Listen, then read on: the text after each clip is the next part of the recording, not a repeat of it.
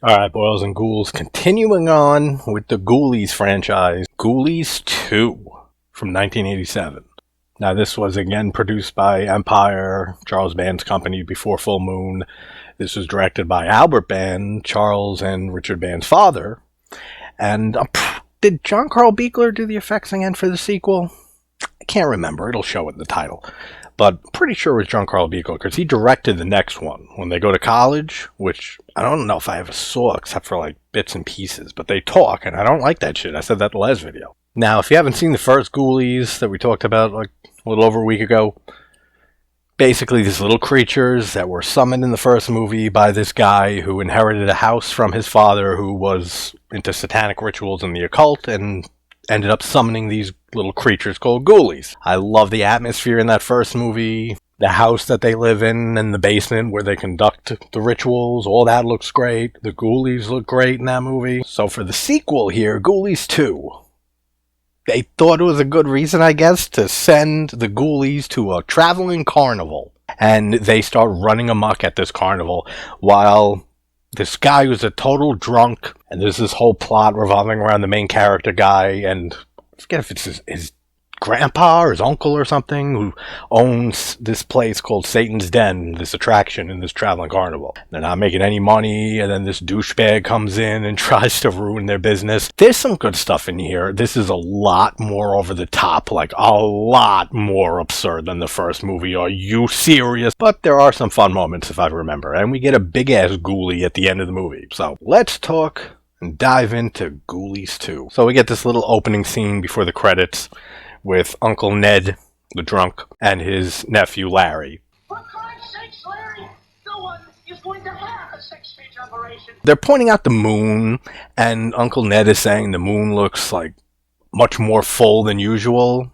And he says like it's a full moon, it can't get any fuller. It has nothing to do with anything. I mean, it does, but it doesn't. When the moon is closer to Earth's orbit, it's actually called a supermoon because it appears bigger and brighter and stuff. So Larry doesn't know what he's talking about, is my point. And he tells Larry, you want to be a magician, you got to pay attention to the moon. Why, I guess? Because magic? And yes, John Carl Buechler did do the effects for this movie. I was pretty sure, because it would have been weird if he did it for the first movie and then was not involved with this and then came back to direct the third movie. But yes, he did. Now, this has really nothing to do with the movie. But I was just looking back at the poster and I was like, there's like 50 plus horror characters in here. I'm looking for a ghoulie.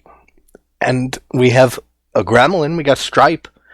We have a critter, not a goddamn ghoulie to be found. So, I mean, that's a crime. But, I mean, really, nobody really loves this whole franchise, right? I don't know. I just found it fucked up. We got a gremlin. We got a critter. We got the Puppet Master dolls. We got Sam from Trick or Treat. All small people, small creatures. So, it's kind of like they're discriminating against the ghoulies. So, anyway, back on track. We have this opening scene after the credits with this guy holding a sack of the ghoulies. Now, if I remember right from just over a week ago when I rewatched Ghoulies, they disappear at the end. After everything is settled at the end of the movie, the father is sent back to hell, wherever the hell he came from, and the ghoulies are gone too. So they don't even try to explain how the ghoulies are summoned back here and they end up in this bag, do they? Alright, so the guy with the bag of the ghoulies, he says, like, damn the Satanists who brought these demons from hell or something like that. So I guess, like, a new cult or something like that could have stumbled upon the stuff in the basement in the house, and they could have resurrected the ghoulies. I mean, this doesn't matter at all. But then we get a flying ghoulie. Kind of reminds me of the end of Evil Dead 2. We get the beginning of Army of Darkness, when we get the flying Deadite. You get a cool little flying ghoulie, knocks this dude into a barrel of acid or some shit. He's dead, and then the ghoulies are loose. And then Uncle Ned, the drunk guy, he's so wasted that he thinks he conjured the ghoulies up by doing magic.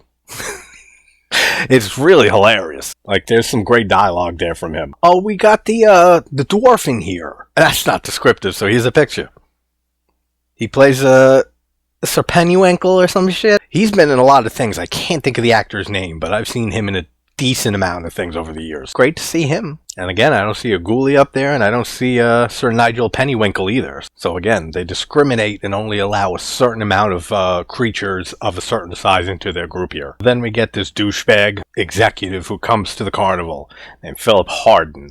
He ends up making a big speech saying that your carnivals and attractions are not bringing in enough money, and you have like till the end of the weekend to turn it around, otherwise we're letting you go. Specifically, like the Satan's Den that Uncle Ned and Larry run. So they better hurry and fix things. Okay, the fact that that executive, Philip Harden, says to the dwarf guy, Mr. Pennywinkle, I'm not making any of this shit up. It sounds like it when you say it out loud, how ridiculous this is. But he offers Nigel Pennywinkle to be the referee for a mud wrestling competition attraction that he's going to replace their Satan's Den spook house with. That's hilarious. So the ghoulies already start running amok and killing this one woman. They look great, just like the first movie. I would argue maybe even better. Like the effects for the puppets and everything like that looks very good here. There's just no good kills or gore or anything in this movie, but that I remember. But like 3 of the ghoulies ambush her, and they're like gnawing on her arm. She's knocked to the ground as one of them walks on top of her with a switchblade, and she screams, ah, and she dies. But again, just like the first movie, can't you just punt one of these things and they explode into a dust made up of just subatomic particles or something like that? I don't know how they kill anybody. Now the big ghoulie at the end, that guy can kill somebody. Without a doubt. But all the little ones, come on. And I remember that one of them gets smushed to like a puddle of goop in this movie. So, whatever. And yeah, we get some great dialogue here from Uncle Ned when he's just rambling drunk and he's telling Pennywinkle to follow him and come check. Hobgoblins, I conjured them with my magic. So funny. Like, this movie is a lot of fun. Just like the first one. I like the sounds of the ghoulies in this one, just like the first one. I do not like the whole idea of them talking in the next one. And then there's a 4th one that I've never seen. I'm sure that didn't win any awards. The setting of the carnival, it doesn't look bad in any way. It just doesn't look like great. And I looked it up because I was looking, I said, this is a stage. This isn't an actual carnival.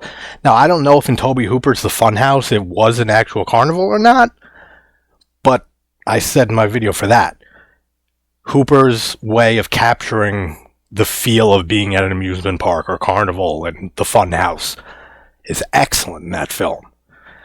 You just don't have that here. It doesn't feel like a real carnival. Like I said, I don't know if Tobe Hooper filmed that at an actual carnival, but this was shot on a soundstage in Rome. And it shows. But it's not bad. So then, these teenagers, for some reason, they pick this spot inside of the Satan's Den spook house attraction to just hang out in one of the rooms and party and drink beer or something like that. And then the ghoulies show up, and they projectile vomit like some green shit all over the 2 of them when they're making out. Their faces get stuck together. It looks pretty cool. It's ridiculous, but it looks cool. And the fact that it isn't shut down, this place, immediately after these people walk out of this attraction with green shit on their face and they're stuck together as they're walking and shit. And then, this is great.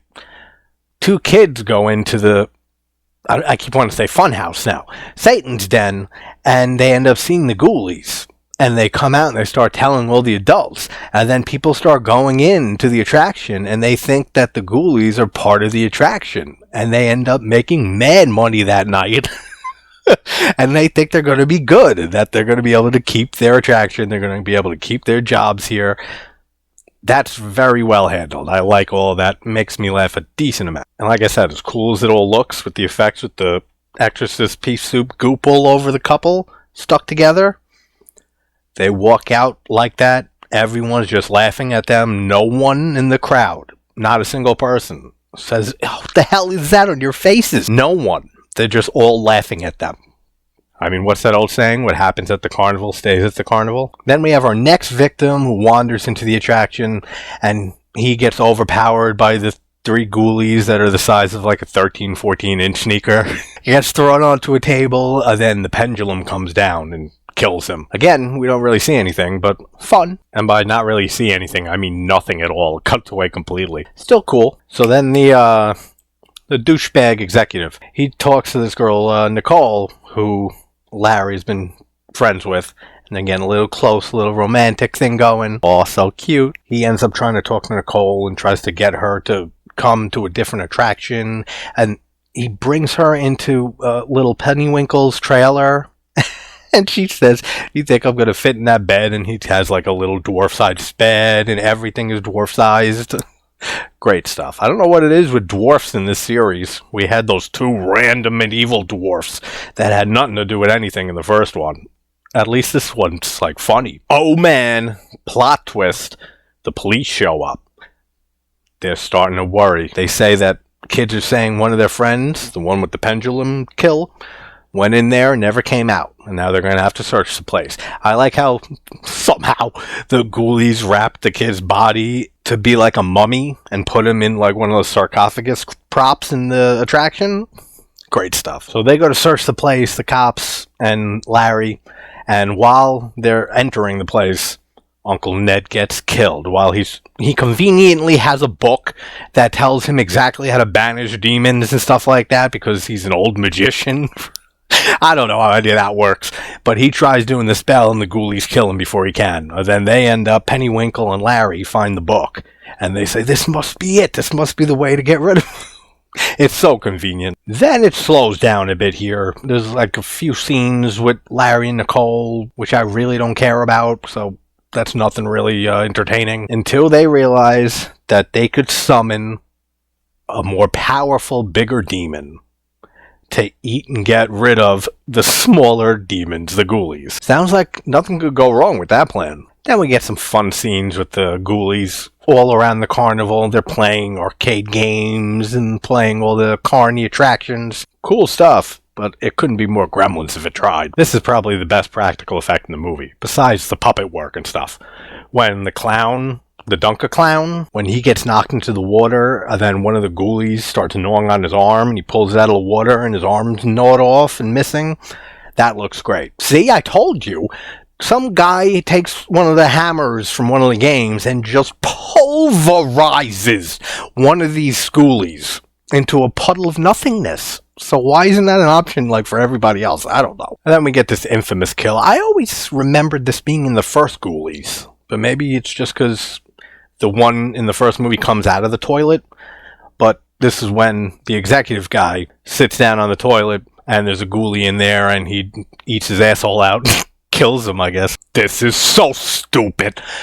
They summon the big ghoulie and he goes around eating the small ghoulies. So figure, all right, cool. You know, you got a mouse problem, release some cats. But now they're stuck with the big ghoulie. And now he's after them. And he throws the book that tells him how to do the ritual up onto the Ferris wheel, and it goes onto one of the top carts. And she, from earlier, when she had this convenient backstory, she was a tightrope walker.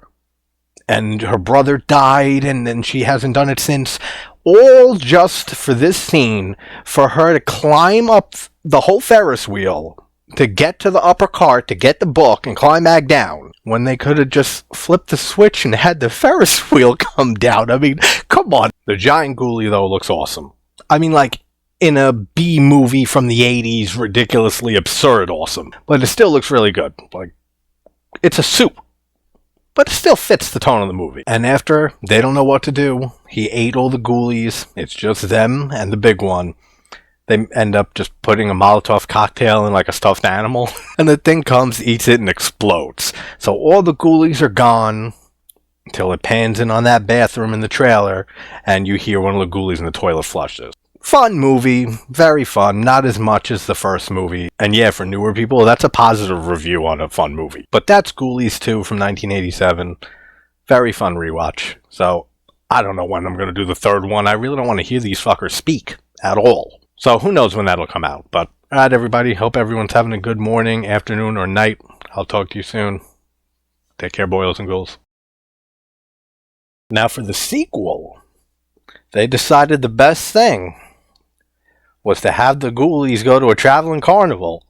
So they thought the best idea for the sequel was to have the creatures, the Ghoulies, go to a traveling carnival. Why is it hard to say? We don't have a goddamn Ghoulie in this poster. Not a goddamn Ghoulie to be found. The geniuses behind the script thought that it was a great idea to not a goddamn Ghoulie. So they better hurry and fix it. Again, just like the last movie, can't you just punt one of these things so hard it explodes into just dust made of subapon? It couldn't be more gremlins if it gremlined itself out of a wire walker. That's not what it's called, right? When they could have just hit the ride on and had it come down. Yeah, for newer people, that's a positive review on it.